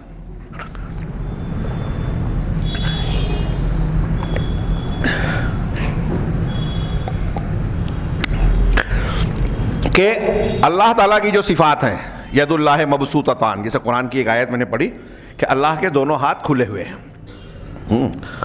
ما منعک ان تسجد لما خلقت بیدی، کہ تجھے کس چیز نے، ابلیس کو جب سجدے کا حکم دیا اور انکار کیا تو اللہ تعالیٰ نے اس سے کہا، قرآن میں ہے کہ کس چیز نے تجھے روکا کہ تو سجدہ کرے اس کو جس کو میں نے اپنے ہاتھوں سے بنایا.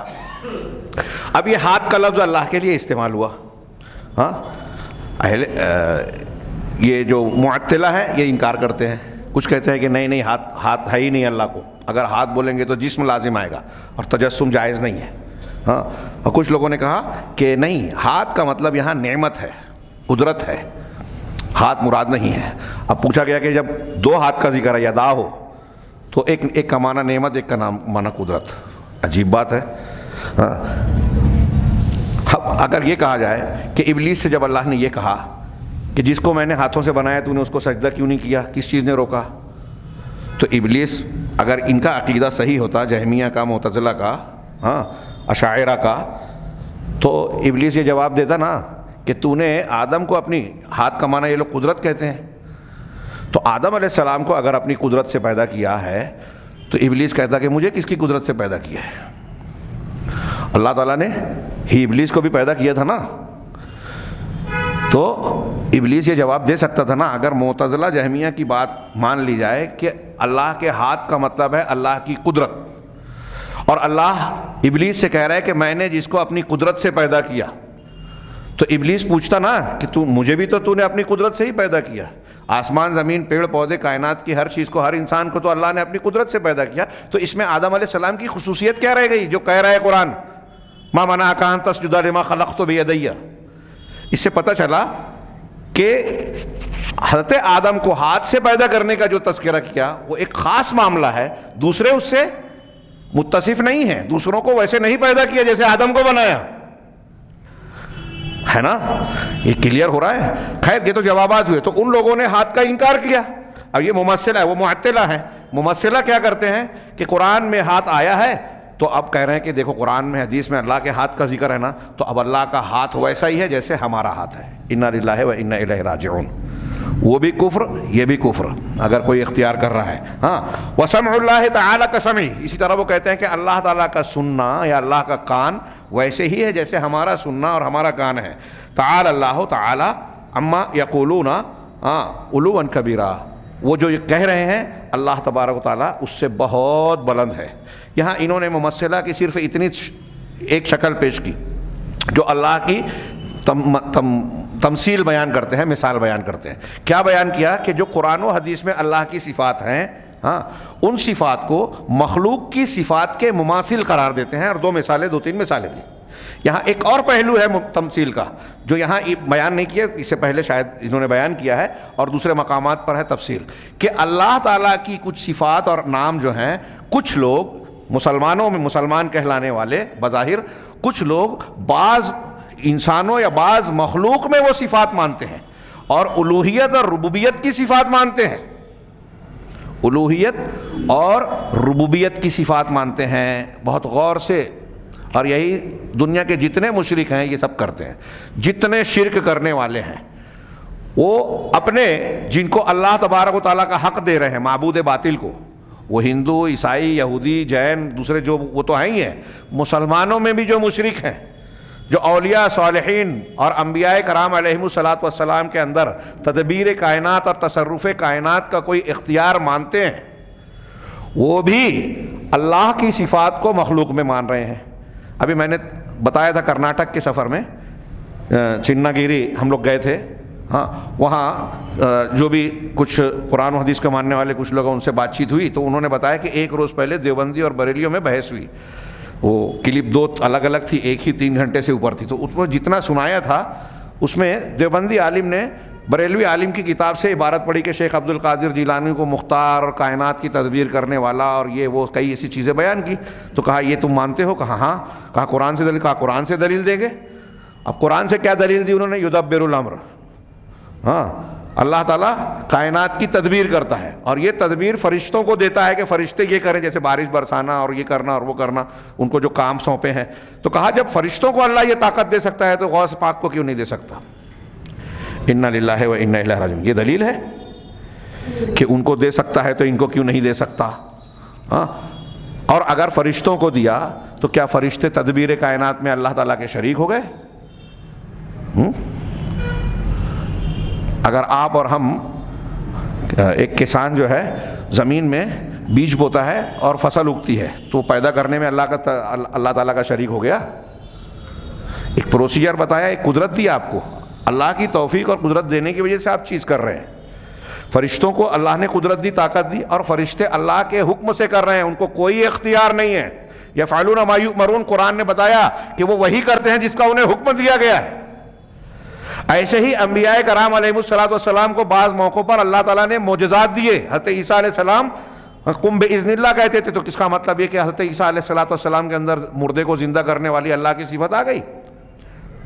ہم یہ مانیں گے؟ کتنی جہالت ہے۔ اور قرآن و حدیث میں یہ ڈرتے نہیں ہیں اللہ سے، مجھے حیرت ہوتی ہے، اپنے بیچ میں یہ بیان کرتے کرتے ان کو اتنا یقین ہو گیا ہے کہ ہم جو کہہ رہے ہیں صحیح کہہ رہے ہیں۔ اللہ کے کلام کو توڑ مروڑ کر وہ چیز بیان کر رہے ہیں جو اللہ کے کلام میں ہے ہی نہیں، اور شرک کو قرآن حدیث سے ثابت کر رہے ہیں۔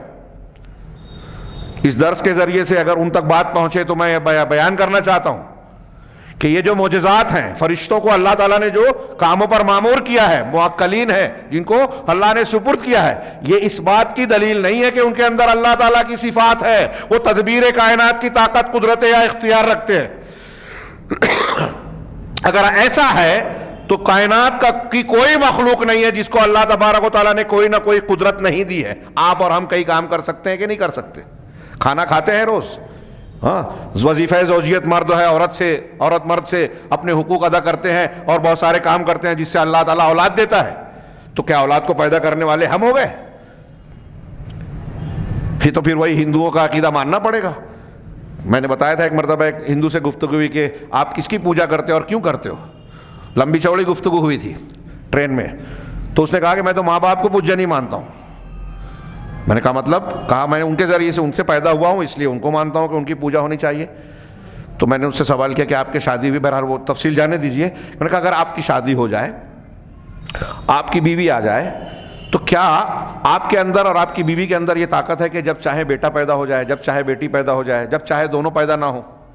تو اس نے غور کرنے کے بعد کہا کہ نہیں۔ کہا آپ کے اختیار میں نہیں ہے نا؟ کہا نہیں۔ کہا مطلب یہ کہ میاں بیوی کا ملنا ایک پروسیجر ہے قدرتی، ہم اور آپ وہ انجام دیتے ہیں۔ اب بچہ پیدا ہوگا کہ نہیں ہوگا یہ ہمارے اختیار میں نہیں ہے۔ کہا ہاں۔ تو نے کہا پھر کس کے اختیار میں ہے؟ آپ کہہ رہے ہیں کہ میں اور میری بیوی مل کر بچہ پیدا نہیں کر سکتے، لیکن اگر بچہ پیدا ہو گیا، بیٹا یا بیٹی، تو وہ بیٹا اور بیٹی آپ کی طرح بولے گا کہ ماں باپ نے مجھے پیدا کیا اس لیے میں اس کی پوجا کروں گا، جبکہ آپ یہ کہہ رہے ہیں کہ میری طاقت نہیں ہے کہ بیٹا پیدا کروں، میری طاقت نہیں ہے کہ بیٹی پیدا کروں، میری طاقت نہیں ہے کہ جب میں نہ چاہوں تو بچہ پیدا نہ ہو۔ اس کا مطلب یہ پروسیجر جو ہے اللہ نے دیا ہے، نتیجہ اللہ دیتا ہے، محنت بندہ کرتا ہے، مخلوق کرتی ہے، نتیجہ اللہ دیتا ہے۔ اللہ قدرت دیا تو ہم وہ کام کر رہے ہیں۔ اللہ نے فرمایا قرآن میں لا تسجدوا للشمس ولا للقمر واسجدوا للہ الذی خلقہن، سورج اور چاند کو سجدہ مت کرو، اس ذات کو سجدہ کرو جنہوں نے سورج اور چاند کو پیدا کیا۔ تو ماں باپ کو پوجا مت کرو، اس کی پوجا کرو جس نے ماں باپ دیا، ان کے ذریعے سے تم کو پیدا کیا۔ حضرت عیسیٰ علیہ السلام، حضرت محمد صلی اللہ علیہ وسلم اور فلاں نبی یا پیغمبر یا فرشتوں کی پوجا مت کرو، اس کی پوجا کرو جس نے پیغمبروں کو بنایا، جس نے فرشتوں کو پیدا کیا، جس نے پیغمبروں کو کرامات اور معجزات دیے، جس نے فرشتوں کو کائنات کے مختلف کام کی قدرت اور ان کو حکم دیا۔ تو اصل کرنے والا کون ہوا؟ اگر اللہ نہ چاہے تو کوئی فرشتہ وہ کام کر سکتا ہے جو اللہ نہیں چاہتا؟ فرض کیجئے کہ اللہ تعالیٰ نے کسی انسان کے حق میں لکھا ہے کہ اولاد نہیں ہو سکتی، تقدیر میں لکھ دی، ہاں، تو کیا دنیا کے سارے اولیاء، سارے انبیاء، سارے فرشتے مل کے اس کو اولاد دے سکتے ہیں؟ بریلوی جس نے یہ شرک ایجاد کیا، جو مخلوق کو اللہ کی طرح بتا رہا ہے، وہ کہتا ہے کہ ایک عورت آئی شیخ عبد القادر جیلانی سے کہی کہ میرے ایک بھی اولاد نہیں ہے۔ شیخ عبد القادر جیلانی نے کہا کہ اس کو جو ہے لوح محفوظ میں دیکھا اس کی اولاد نہیں لکھی تھی، تو انہوں نے کہا کہ اس کو اللہ تعالیٰ دو بیٹا دے دے۔ کہا ایک بھی نہیں لکھا ہے تو 2 بول رہا ہے؟ کہا 3 دے دے۔ کہا ایک بھی نہیں لکھا ہے تو 3 بول رہا ہے؟ کہا 4 دے دے۔ 6-7 تک چلے گئے۔ ہاں، اللہ تبارک و تعالیٰ کی الوہیت اور عظمت کا اس سے کیا دماغ بنا؟ سننے والا سمجھتا ہے کہ جو جیسے کوئی بچہ لاڑ پیار سے اپنے باپ سے کوئی ضد کر رہا ہے، اس طریقے سے اولیاء اور صالحین اللہ سے ضد کرتے ہیں اور اڑ گئے تو منوا کے چھوڑیں گے۔ انا للہ و انا الیہ راجعون وما قدر اللہ حق قدرہ، ان لوگوں نے اللہ تعالیٰ کی تعظیم، اس کا حق جیسا کہ اس کے تعظیم کا، عظمت کا حق ہے، نہیں پہچانا پروردگار کو۔ ایک طرف یہ دیکھیے کہ شیخ عبد القادر جیلانی کا اس طرح لاڑ پیار بتا رہے ہیں، اور دوسری طرف قرآن و حدیث کے وہ مضامین دیکھیے کہ میدان محشر میں اللہ تبارک و تعالیٰ کے بندے کچھ ہیں، وہ لوگوں کو انبیاء کرام کے پاس جائیں گے، اللہ سے ایسی ایسی درخواست کرو، تو انبیاء کرام کہیں گے کہ میں ان ربی قد غضب اليوم غضبا ہاں لم یغضب قبلہ مثلہ ولن یغضب بعدہ مثلہ ویذکر کیا ہے معصیتہ او کما ورد فی الحدیث، کہ اللہ میرا پروردگار آج ایسا غضبناک ہے، غصہ ہے کہ نہ اس سے پہلے اتنا غصہ ہوا تھا، نہ مستقبل میں اتنا غصہ ہوگا، اور میں اپنی فلاں غلطی کو یاد کر رہا ہوں، مجھ سے فلاں غلطی سرزد ہوئی تھی، میں ڈرتا ہوں، نفسی نفسی نفسی، میرا نفس میرا نفس میرا نفس، فلاں کے پاس جاؤ۔ انبیاء کرام اللہ کے سامنے نہیں بولیں گے، ڈریں گے۔ فرشتوں کے بارے میں قرآن کہتا ہے یوم یقوم الروح والملائکۃ صفا لا یتکلمون الا من اذن له الرحمن وقال صوابا، کہ جس دن فرشتے یقوم الروح، جبریل اور فرشتے پروردگار کے سامنے کھڑے ہوں گے، صف لگا کر، ہاں لا یتکلمون، کلام نہیں کریں گے، بول نہیں پائیں گے، لب کشائی نہیں کریں گے، ہاں الا من اذن له الرحمن، سوائے اس کے جس کو رحمان اجازت دے، اور اجازت دے گا بھی تو اپنی منمانی بات کوئی نہیں کر پائے گا، میرے ابا میرے بیٹے اور فلاں کو تو ایسا کر دے، نہیں، وقال ثوابا، وہ کہے گا تو درست بات کہے گا، جتنی اللہ نے حد مقرر کی ہے حدیثوں میں ہے اس حد کے اندر بات کرے گا۔ اب یہ جو ہم نے قرآن و حدیث کا جو مضمون میں نے تھوڑا سا اشارہ کیا، جو بہت سارے نصوص میں ہے، یہ پڑھیے، اور یہ بزرگان دین کے واقعات اور ان کے تعلق سے جو غلو آمیز واقعات بیان کرتے ہیں کہ لوح محفوظ میں لکھا ہے اس کے خلاف یہ کر لیا، مردے کو زندہ کر دیا، حضرت عیسیٰ علیہ السلام تو جو ہے وہ کیا کہتے ہیں، مردے کو اللہ کے حکم سے زندہ کرتے تھے، ایک واقعہ یہ بھی بیان کیا ہے ہاں کہ اللہ تعالیٰ کے حکم سے زندہ ہو جا، تو شیخ عبد القادر جیلانی اور ایک بزرگ کس کا واقعہ انہوں نے بیان کیا کہ میرے حکم سے زندہ ہو جا، اور ایک قوال جو ہے اپنی قبر سے قوالی گاتا ہوا باہر آ گیا۔ ہاں کتنی یہ جرت، جسارت اور بے ایمانی کی بات ہے، قرآن و حدیث کا انکار کرنا ہے، یہ قرآن و حدیث کا انکار ہے، یہ شرک ہے۔ تو ایک پہلو تو ممثلہ کا یہ ہے کہ اللہ کے اسماء و صفات کو مخلوق کے صفات سے مشابہ دیتے ہیں کہ اللہ کا ہاتھ ہے کیسا ہے جیسا مخلوق کا، نعوذ باللہ، غلط ہے، کفر ہے، ہاں اللہ کسی کے مشابہ نہیں ہے۔ کچھ لوگ یہ کہتے ہیں کہ مخلوق اللہ کی طرح ہے، مخلوق کے اندر جیسے میں نے بتایا کتب، ابدال، فلاں اور فلاں، ہاں کوئی نبی کریم صلی اللہ علیہ وسلم کو کہہ رہا ہے کہ عالم الغیب والشہادہ اللہ کی طرح ہے، علام الغیوب، ہاں تو اللہ کے رسول کے اندر وہ صفت اور نام بتایا جو اللہ کی خصوصیت ہے۔ علام الغیوب صرف وہ ہے، نور مجسم اللہ ہے، کہ کہتے ہیں کہ اللہ کے رسول کو اللہ نے اپنے نور سے پیدا کیا۔ ایک جھوٹی حدیث، ہاں فلاسفہ کے عقیدے کی بنیاد پر، ایک جھوٹی بناوٹی حدیث کی بنیاد پر اسے بیان کیا جاتا ہے۔ عالم الغیب، مختار کل، اللہ کے رسول مختار کل، یعنی جو چاہتے کر لیتے۔ ہم دیکھتے ہیں کہ کتنی حدیثیں ہیں، ابو طالب کو آخر وقت تک محنت کی کہ نماز کو کلمہ پڑھ لے، نہیں پڑھ پائے، نہیں توفیق ملی اللہ کی طرف۔ قرآن نے کہہ دیا کہ آپ جسے چاہیں ہدایت نہیں دے سکتے، انک لا تہدی من احببت۔ اب قرآن کا یہ مضمون ہے کہ آپ ہدایت نہیں دے سکتے۔ قرآن کہتا ہے کہ آپ کہہ دیجئے کہ میں نفع اور نقصان کا اپنے لیے بھی مالک نہیں ہوں۔ قرآن کہتا ہے کہ آپ کہہ دیجئے کہ میں غیب نہیں جانتا، اگر غیب جانتا تو صرف بھلائیاں ہی بھلائیاں کرتا، بہت کم ایسی چیز کرتا جس سے نقصان پہنچتا۔ قرآن کہہ رہا ہے یہ سب، اور بندہ کہہ رہا ہے کہ نہیں، تدبیر کائنات جب فرشتے کو حوالے کی اللہ نے تو شیخ عبد القادر جیلانی کو کیوں نہیں کر سکتا؟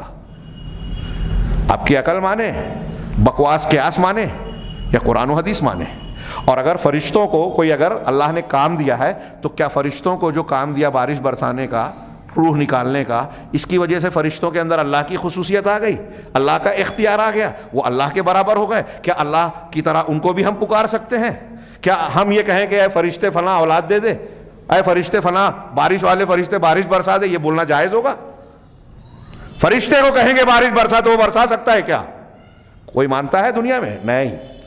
ایسے ہی جن کو بھی معجزات، کرامات یا اختیارات اللہ تعالیٰ نے بعض چیزوں کا دیا، ان کی اپنی قوت اور طاقت نہیں تھی. حضرت عیسیٰ علیہ الصلوۃ والسلام نے کہا قم باذن اللہ، تو اللہ تبارک و تعالیٰ کے اذن سے کہا. یہ اللہ نے ان کو معجزہ دیا تھا، یہ اللہ کی قدرت تھی، حضرت عیسیٰ علیہ السلام کی نہیں تھی. اور یہ بات غیر مسلم بھی سمجھتے تھے، جانتے تھے. دیکھیے میں اکثر کہا کرتا ہوں کہ حضرت موسیٰ علیہ الصلوۃ والسلام نے جب جادوگروں نے اپنی لاٹھیاں اور ڈنڈے ڈالے اور وہ حرکت کرتے ہوئے نظر آئے، موسیٰ علیہ السلام ڈر گئے، جیسا کہ سورہ طٰہٰ میں اللہ نے کہا ہے فَأَوْجَسَ فِي نَفْسِهِ خِیفَةً. ہاں انہوں نے اپنے دل میں خوف محسوس کیا تو اللہ نے کہا کہ اپنے عصا کو ڈالو.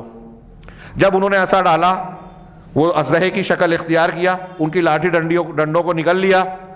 تو کیا جادوگروں نے یہ کہا کہ موسیٰ علیہ الصلوۃ والسلام تدبیر کائنات کرتے ہیں، ان کے اندر اللہ کی تو طاقت قوت ہے، ان کے سامنے جھکے کہہ رہے موسیٰ تم تو ایسے ایسے ہو؟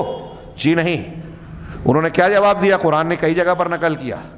ہاں آمنا برب موسیٰ و ہارون، ہم موسیٰ اور ہارون کے رب پر ایمان لائے. کتنی پیاری بات ہے، غور کیجئے. موسیٰ علیہ السلام کے ہاتھ پر معجزہ دیکھ رہے ہیں، ایمان لا رہے ہیں اللہ پر، کیونکہ جادوگر یہ مان رہے ہیں کہ موسیٰ کی طاقت نہیں ہے، اللہ کی طاقت ہے، رب موسیٰ کی طاقت ہے. اگر موسیٰ علیہ السلام کی طاقت مانتے تو ایمان نہیں لاتے، کہ مقابلہ کرتے کہ جیسے موسیٰ علیہ السلام انسان ہے، ہم بھی ہیں، تو وہ کچھ کر سکتے ہیں تو ہم بھی کر سکتے ہیں. لیکن موسیٰ علیہ السلام کے ہاتھ سے جو چیز ظاہر ہوئی ہے وہ کسی انسان کے بس کی بات نہیں ہے. یہ اس بات کی دلیل ہے کہ یہ رب کے سچے رسول ہے اور رب ان کی تائید کر رہا ہے. اور رب نے یہ طاقت دی عصا کے اندر کے اژدہا بن کے ساری چیزوں کو نگل لے. کوئی انسان ایسا نہیں کر سکتا. کتنی بڑی زبردست ہے یہ. میں چند باتوں کا ذکر میں نے کیا. تو جو لوگ، کچھ ایسے لوگ ہیں جو مخلوق کے اندر، بعض مخلوق کے اندر اللہ کی صفات کو مانتے ہیں، جیسے عالم الغیب. یہ جو غور کر لے کہ جو اس قسم کا عقیدہ رکھتے ہیں وہ اللہ تبارک و تعالیٰ کی عظمت کو، اس کے اسماء و صفات کے بارے میں صحیح عقیدے کو نہیں مانتے. غلط ہے، دھوکے میں ہے، گمراہی میں ہے، کفر اور شرک میں پڑ جاتے ہیں اسی کی وجہ سے. تو یہ ایک معطلہ تھے، اس کے بالمقابل یہ ممثلہ ہے. اہل سنت والجماعت ان دونوں کے بیچ ہیں، متوسط ہیں. چنانچہ انہوں نے کہا اللہ عز و جل نے اہل سنت والجماعت کو اس باب میں درمیانی اور صحیح راستہ اختیار کرنے کی توفیق دی اور ہدایت دی. ہاں، اور جس پر وہ اس چیز کی ہدایت دی جس پر اللہ کی کتاب، اللہ تعالیٰ کی کتاب اور اس کے رسول صلی اللہ علیہ وسلم کی سنت دلالت کرتی ہے، رہنمائی کرتی ہے، جو بتاتی ہے. چنانچہ نتیجہ کیا ہے اہل سنت والجماعت کا عقیدہ؟ فآمنوا بجمیع اسماء اللہ تعالی و صفاتہ الثابتۃ فی النصوص الشرعیہ.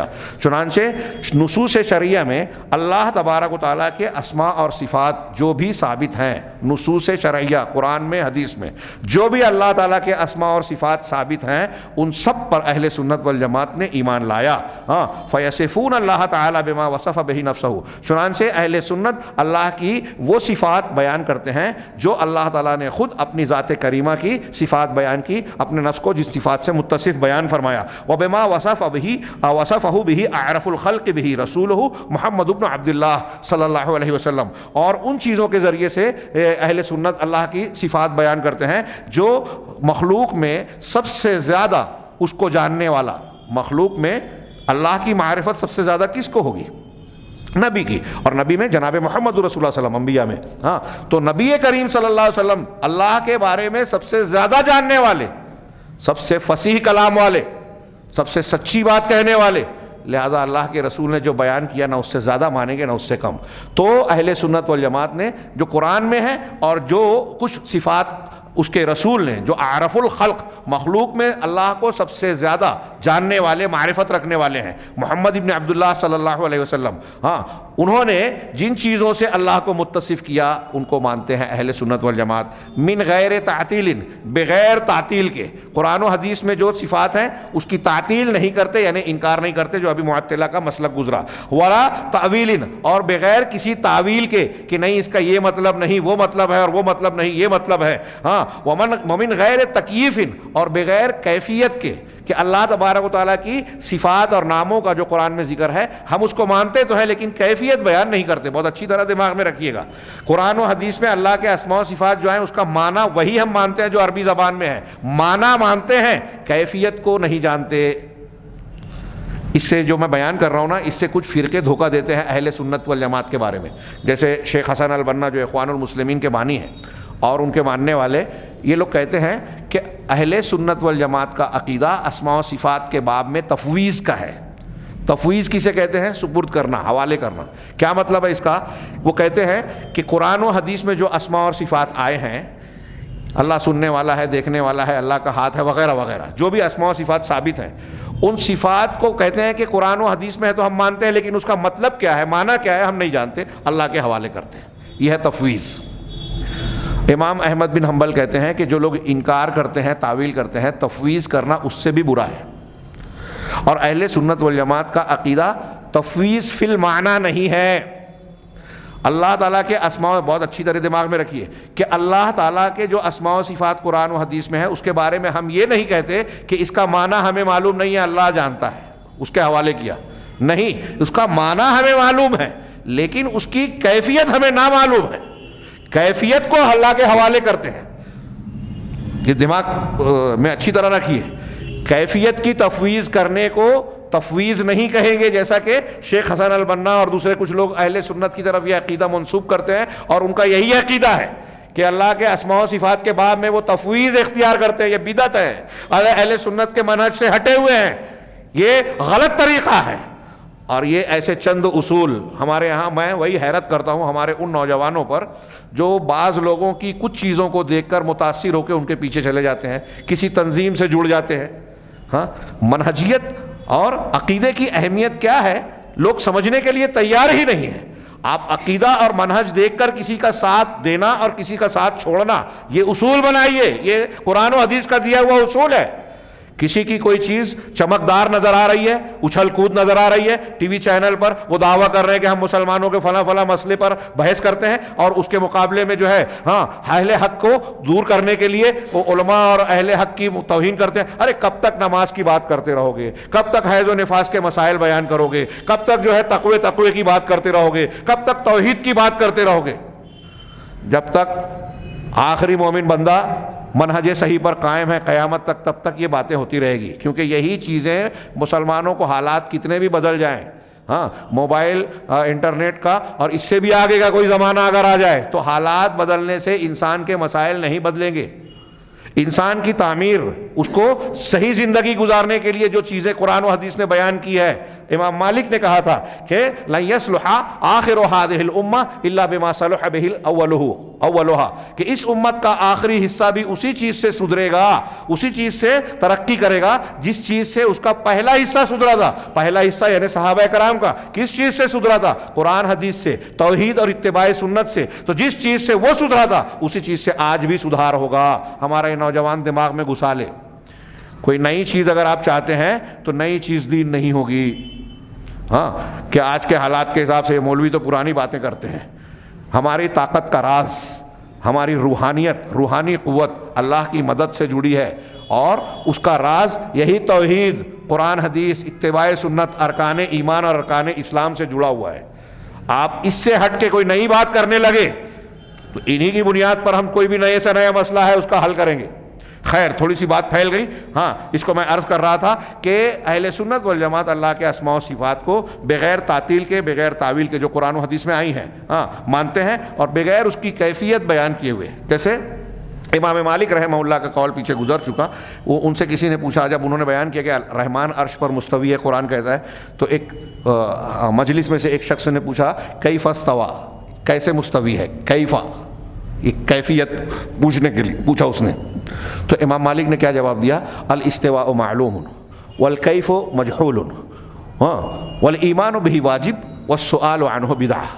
یہ جملے یاد رکھیے، اہل سنت والجماعت کا عقیدہ کہلاتا ہے۔ عقیدے میں اسماء و صفات کے باب میں دستور کہلاتا ہے، جو قرآن کی آیت آ رہی ہے اس کی روشنی میں۔ امام مالک نے کہا کہ الاستواء معلوم، استوا معلوم ہے کہ اللہ عرش پر مستوی ہے، یہ ہمیں معلوم ہے۔ کیسے معلوم ہے؟ قرآن حدیث نے بتایا، اس لیے معلوم ہے۔ تو استوا بلند ہونا معلوم ہے، اس کا معنی معلوم ہے، لیکن والکیف مجہول، کیفیت نامعلوم ہے۔ اس کا مطلب کیفیت کو ہم اللہ کے حوالے کر رہے ہیں، معنی کو نہیں۔ استوا معلوم ہے، کیفیت نامعلوم ہے، اور جب قرآن نے بتایا اور ہم کو معلوم ہے والایمان بہ واجب، تو اس پر ایمان لانا واجب ہے۔ ہم کو ضروری ہے کہ ہم اس پر ایمان لائیں، انکار کریں گے تو قرآن کا انکار ہوگا۔ والسؤال عنہ بدعہ، اور اس کے بارے میں سوال کرنا، کھود کرید کرنا، یہ بدعت ہے۔ کتنی پیاری بات کہی ہے امام مالک نے، جملے کو دماغ میں بٹھائیے، گمراہی سے بچانے والا ہے کہ اللہ اور رسول نے جو کچھ اللہ کے اسماء و صفات کے باب میں بیان کیا ہے، ہم کو جب قرآن حدیث نے بیان کیا تو وہ چیز معلوم ہو گئی. اس کی کیفیت چونکہ اللہ کے جیسا کوئی نہیں ہے اس لیے اس کی کیفیت ہم نہیں سمجھ سکتے، تو کیفیت اللہ کے حوالے بغیر تکییف کے ہم بیان کرتے ہیں. اللہ سننے والا ہے، دیکھنے والا ہے، اللہ کہاں تک کیسا ہے نہیں معلوم، کیفیت نہ معلوم. اور چونکہ قرآن و حدیث نے بیان کیا اس لیے ایمان لانا واجب اور ضروری ہے. اور چونکہ اس کے بارے میں کھود کرید کر کے ہم عقل سے معلوم نہیں کر سکتے، کوئی ذریعہ نہیں ہے ہمارے پاس وحی الہی کے علاوہ، اس لیے اس کے بارے میں کھود کرید کرنا بدعت ہے اور گمراہی کا پیش خیمہ ہے. جو اس راستے میں آگے بڑھتا ہے، اپنا دماغ لگاتا ہے، وہ گمراہ ہوتا ہی ہے اور گمراہ ہوئے.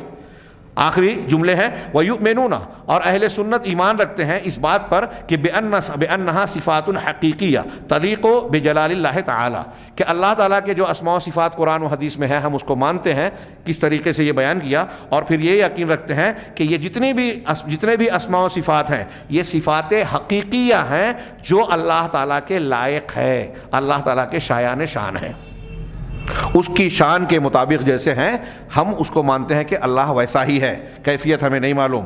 وَلَا تُمَاثِلُ صِفَاتِ الْمَخْلُوقِينَ، اور یہ جتنی بھی اسماء و صفات ہیں، جتنی صفات قرآن و حدیث میں ہیں، یہ ان صفات میں سے کوئی بھی صفت مخلوقین کی صفات کے مماثل ان کے جیسی نہیں ہے.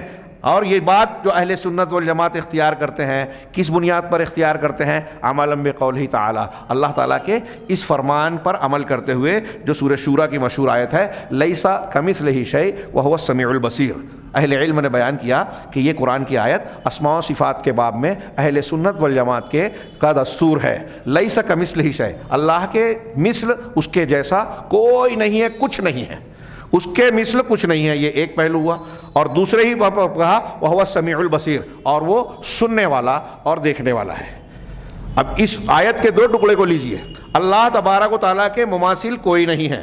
جس نے اس کو پکڑ کر اتنی شدت اور غلو اختیار کر لیا کہ مماثلت نہ ہونے کا مطلب یہ ہے کہ اللہ تعالیٰ کے اسماء و صفات ہی نہیں ہے، تو اس نے آیت کے دوسرے پہلو کا، دوسرے ٹکڑے کا انکار کر دیا، سننے والے اور دیکھنے والا ہونے کا انکار کر دیا.